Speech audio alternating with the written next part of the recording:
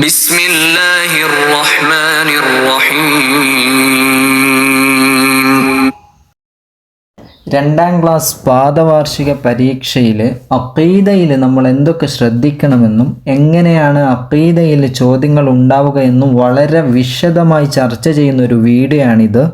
ഇതിൻ്റെ ആദ്യം മുതൽ അവസാനം വരെ കാണുകയാണെങ്കിൽ നിങ്ങൾക്ക് തീർച്ചയായും ഈ വീഡിയോ ഉപകാരപ്പെടും. നമുക്ക് ചോദ്യങ്ങൾ വായിക്കാം. ഒന്നാമത്തെ സെക്ഷൻ യോജിപ്പിക്കാം എന്ന ഒന്നാമത്തെ സെക്ഷനിൽ 6 ഉപചോദ്യങ്ങളുണ്ട്. അതിനോട് യോജിച്ച ഉത്തരങ്ങൾ ക്വസ്റ്റ്യൻ പേപ്പറിൻ്റെ ഇടതുഭാഗത്തെ ഒരു കള്ളിയിൽ കൊടുത്തത് നമുക്ക് കാണാം. ആ കള്ളിയിൽ നിന്ന് ഓരോ ചോദ്യങ്ങൾക്കും യോജിച്ചത് ആ വിട്ട ഭാഗത്ത് എടുത്തെഴുതുകയാണ് വേണ്ടത്. ഒന്നാമത്തെ ചോദ്യം, ഭൂമി പടച്ചത്. ഇടതുഭാഗത്തുള്ള കോളത്തിലുള്ള ഓപ്ഷനുകൾ നമുക്ക് നോക്കാം. നുബൂവത്ത് ലഭിച്ചു, മനുഷ്യർ, അബ്ദുള്ള, അള്ളാഹു, മലക്കുകൾ, മുഹമ്മദ് നബി സല്ലല്ലാഹു അലൈഹി വസല്ലം. അപ്പോൾ ഒന്നാമത്തെ ചോദ്യം ഭൂമി പടച്ചതാരാണെന്ന്, അത് അള്ളാഹു എന്നാണ് അതിൻ്റെ ഉത്തരം. രണ്ടാമത്തെ ചോദ്യം നമ്മുടെ നബി സല്ലല്ലാഹു അലൈഹി വസല്ലമയുടെ പേര് മുഹമ്മദ് നബി സല്ലല്ലാഹു അലൈഹി വസല്ലം എന്നതാണ് ഉത്തരം. ഇടതുഭാഗത്തെ കോളത്തിൽ നിന്ന് എടുത്ത് അത് രണ്ടാമത്തെ ചോദ്യത്തിന് നേരെ എഴുതുക. മൂന്നാമത്തെ ചോദ്യം നബി സല്ലല്ലാഹു അലൈഹി വസല്ലമ തങ്ങളുടെ ഉപ്പയുടെ പേര് എഴുതാനാണ്, അബ്ദുള്ള എന്നാണ് ഉത്തരം. നാലാമത് നബി സല്ലല്ലാഹു അലൈഹി വസല്ലമ തങ്ങൾക്ക് 40-ാം വയസ്സിൽ നുബൂവത്ത് ലഭിച്ചു. എന്താണ് നുബൂവത്ത് ലഭിച്ചു? 40-ാം വയസ്സിലാണ് മുത്തുനബി സല്ലല്ലാഹു അലൈഹി വസല്ലമ തങ്ങൾക്ക് നുബൂവത്ത് ലഭിച്ചത്. അപ്പോൾ നാലാമത്തതിൻ്റെ ഉത്തരം 40-ാം വയസ്സിൽ നുബൂവത്ത് ലഭിച്ചു. അഞ്ചാമത്തെ ചോദ്യം മണ്ണിനാൽ പടക്കപ്പെട്ടു. ആദം അലൈഹിസ്സലാം മണ്ണുകൊണ്ട് സൃഷ്ടിക്കപ്പെട്ടതാണ്. നമ്മളടങ്ങുന്ന മനുഷ്യർ മുഴുവനും മണ്ണുകൊണ്ട് സൃഷ്ടിക്കപ്പെട്ടവരാണ്. അതിൻ്റെ ഉത്തരം മനുഷ്യർ.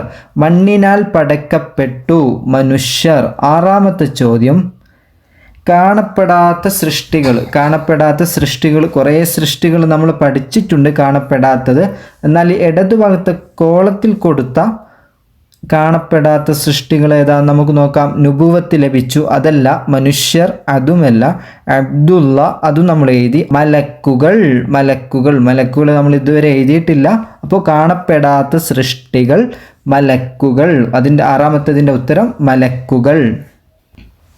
അങ്ങനെ ഒന്നാമത്തെ സെക്ഷൻ പൂർത്തിയായതിനു ശേഷം രണ്ടാമത്തെ സെക്ഷനിലേക്ക് കടക്കാം. പൂർത്തിയാക്കാം എന്നാണ് രണ്ടാമത്തെ സെക്ഷന്. അതിൽ 4 ഉപചോദ്യങ്ങളുണ്ട്. ആ 4 ചോദ്യങ്ങൾക്ക് നമ്മൾ ഉത്തരം എഴുതണം. നമ്മുടെ കിതാബിലുള്ള അഖീദയിൽ വന്ന പ്രധാനപ്പെട്ട ഭാഗങ്ങൾ കൊടുക്കുകയും അതിൻ്റെ ബാക്കി ഭാഗങ്ങൾ പൂരിപ്പിക്കാൻ വേണ്ടി കൊടുത്ത സെക്ഷനാണ് പൂർത്തിയാക്കാം എന്നുള്ളത്. നമുക്ക് ഒന്നാമത്തെ ചോദ്യം വായിക്കാം. അള്ളാഹുവിനെ മാത്രമേ നാം ആരാധിക്കാവൂ. ഉത്തരം ആരാധിക്കാവൂ. അവിടെ വിട്ടുപോയത് അള്ളാഹുവിനെ മാത്രമേ നാം ആരാധിക്കാവൂ. പാഠം 2 അള്ളാഹു റബ്ബുന എന്ന പാഠത്തിൽ നിന്നാണ് ഈ ചോദ്യം വരുന്നത്. രണ്ടാമത്തെ ചോദ്യം നമ്മുടെ റബ്ബ് അള്ളാഹു ആകുന്നു.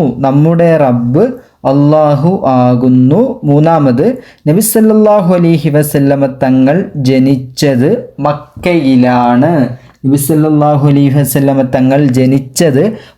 മക്കയിലാണ്.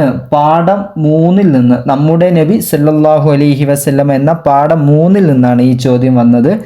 നബി സല്ലല്ലാഹു അലൈഹി വസല്ലമ തങ്ങൾ ജനിച്ചത് മക്കയിലാണ്. നാലാമത്തെ ചോദ്യം പ്രകാശം കൊണ്ട് സൃഷ്ടിച്ചവരാണ് മലക്കുകൾ.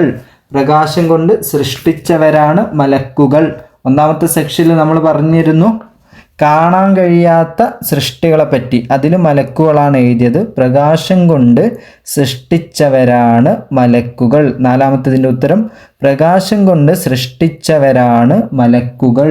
4-ാം പാഠത്തിൽ നിന്നാണ്. അപ്പോൾ 4 ചോദ്യങ്ങൾക്ക് ഓരോ ചോദ്യത്തിനും 2 മാർക്ക് വീതമാണ്. അതിൽ 4 മാർക്കിനുള്ള ക്വസ്റ്റ്യൻ വന്നത് അള്ളാഹു റബ്ബുന എന്ന 2-ാം പാഠത്തിൽ നിന്നും 3-4 ക്വസ്റ്റ്യന് 3-4 പാഠങ്ങളിൽ നിന്നാണ് വന്നത്. മൂന്നാമത്തെ സെക്ഷൻ ഉത്തരം എഴുതാം. ഉത്തരം എഴുതാം എന്നതാണ്. അതിൽ 3 ഉപചോദ്യങ്ങളുണ്ട്. ഒന്നാമത്തെ ചോദ്യം, എന്നെന്നും ഉള്ളവനാണ് അവൻ. ആര്? അല്ലാഹു. എന്നെന്നും ഉള്ളവനാണ് അവൻ. അതാരാണ്? അല്ലാഹുവാണ്. അഖീദയിലെ 7ാമത്തെ പേജിലാണ് ഈ ഭാഗമുള്ളത്. രണ്ടാമത്തെ ചോദ്യം, നബി സല്ലല്ലാഹു അലൈഹി വസല്ലം തങ്ങൾ ഹിജ്റ പോയത് എങ്ങോട്ട്? മദീനയിലേക്ക്. നബി സല്ലല്ലാഹു അലൈഹി വസല്ലം തങ്ങൾ ഹിജ്റ പോയത് മദീനയിലേക്ക്. കുട്ടികൾ മക്കയിലേക്ക് എന്ന് എഴുതി പോകും. പ്രധാനമായിട്ടും ശ്രദ്ധിക്കുക, മക്കയിൽ നിന്ന് മദീനയിലേക്കാണ് ഹിജ്റ പോയത്. കുട്ടികളെ വളരെ കൃത്യമായി അങ്ങനെ പറഞ്ഞ് മനസ്സിലാക്കി കൊടുക്കണം. മൂന്നാമത്തെ ചോദ്യം, നബി സല്ലല്ലാഹു അലൈഹി വസല്ലം തങ്ങൾ എത്രാം വയസ്സിലാണ് വഫാത്തായത്? ഉത്തരം 63-ാം വയസ്സിൽ. 63-ാം വയസ്സിൽ മദീനയിലാണ് മുത്തുനബി വഫാത്തായത്. 63-ാം വയസ്സിൽ എന്നതാണ് മൂന്നാമത്തെ ചോദ്യത്തിൻ്റെ ഉത്തരം. പ്രധാനമായും ശ്രദ്ധിക്കേണ്ട കാര്യങ്ങൾ, ചോദ്യങ്ങൾ ചോദിക്കുമ്പോൾ കുട്ടികൾ ഉത്തരം പറയും, പക്ഷെ അത് എഴുതി പരിശീലിച്ചാൽ മാത്രമേ അവർക്ക് പരീക്ഷയിൽ എഴുതാൻ കഴിയുള്ളൂ. നാലാമത്തെ സെക്ഷൻ 2 വീതം എഴുതാം. 2 വീതം എഴുതാം. അതിൽ 3 ഉപചോദ്യങ്ങളുണ്ട്. ഒന്നാമത്തെ ചോദ്യം, പ്രധാനികളായ മലക്കുകൾ. പ്രധാനികളായ മലക്കുകൾ.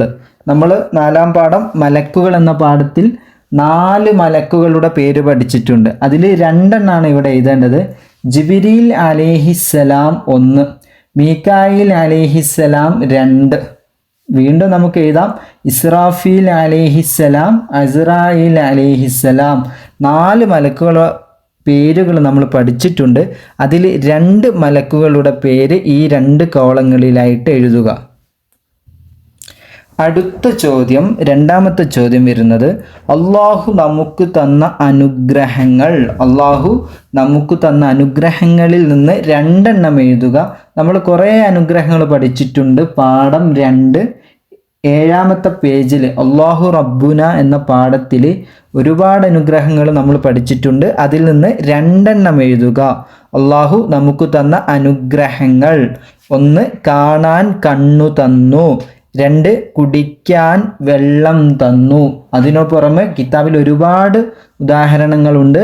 അള്ളാഹു നമുക്ക് കേൾക്കാൻ കാതു തന്നു, അള്ളാഹു നമുക്ക് സംസാരിക്കാൻ നാവ് തന്നു, അള്ളാഹു നമുക്ക് പിടിക്കാൻ കൈ തന്നു, അള്ളാഹു നമുക്ക് നടക്കാൻ കാലു തന്നു. ഇങ്ങനെ ഒരുപാട് ഉദാഹരണങ്ങളുണ്ട്.